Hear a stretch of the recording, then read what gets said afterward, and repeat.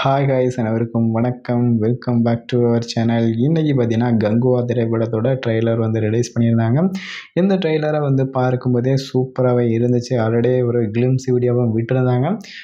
அப்போவே தெரிஞ்சு போச்சு இது ஒரு ஹிஸ்டாரிக்கல் ஃபிலிம் அப்படின்னு தெரிஞ்சு போச்சு. அதே போல் இந்த படத்தில் வந்து சூர்யாவோட நடிப்பாக இருக்கட்டும், லுக்காக இருக்கட்டும், ஒரு சூப்பரான ஒரு கேரக்டராகவே வந்து அமைஞ்சிருக்கு. படம் பார்த்திங்கன்னா சூர்யாவுக்கு வந்து கிட்டத்தட்ட 2 வருஷம் கழித்து வரக்கூடிய ஒரு படமாக இருக்குது. இந்த படம் வந்து சூர்யாவோட பட்ஜெட்லேயே வந்து இருக்கிறதுல ஹையஸ்ட் ஒரு திரைப்படமாக வந்து அமைஞ்சிருக்கு. கிட்டத்தட்ட 300 கோடி கிட்ட இந்த படம் வந்து எடுத்திருக்காங்க.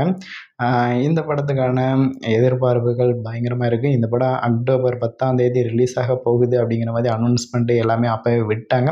அதே போல் இந்த படத்தில் வந்து ஃபஸ்ட்டு சிங்கிளுமே வந்து ரிலீஸ் பண்ணியிருந்தாங்க. ஃபஸ்ட்டு சிங்கிளுமே வந்து ஓரளவுக்கு ஒரு நல்ல வரவேற்பை பெற்றிருந்தாலும் ஒரு சில இடங்களில் இந்த ஃபஸ்ட்டு பார்ட்டை வந்து பழைய ட்ரோல்ஸ் மெட்டீரியலாகவே வந்து மாற்றிட்டாங்க.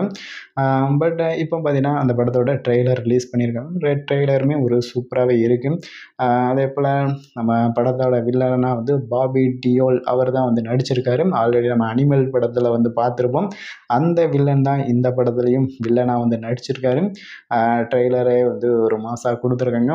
அதேபோல் சிவாவோட டைரக்ஷனில் இதுக்கு முன்னாடி நிறையா நம்ம ஃபேமிலி சப்ஜெக்டாக தான் வந்து நிறையா படங்கள் பார்த்துருப்போம். அண்ணாத்தை, அதே போல் வீரம், விவேகம் அப்படின்னு சொல்லிட்டு அதே போல் இந்த படம் பார்த்திங்கன்னா அவருக்கு ஒரு முற்றிலும் மாறுபட்ட ஒரு ஃபிலிமாக ஒரு ஹிஸ்டாரிக்கல் ஃபிலிம் வந்து எடுத்திருக்காரு.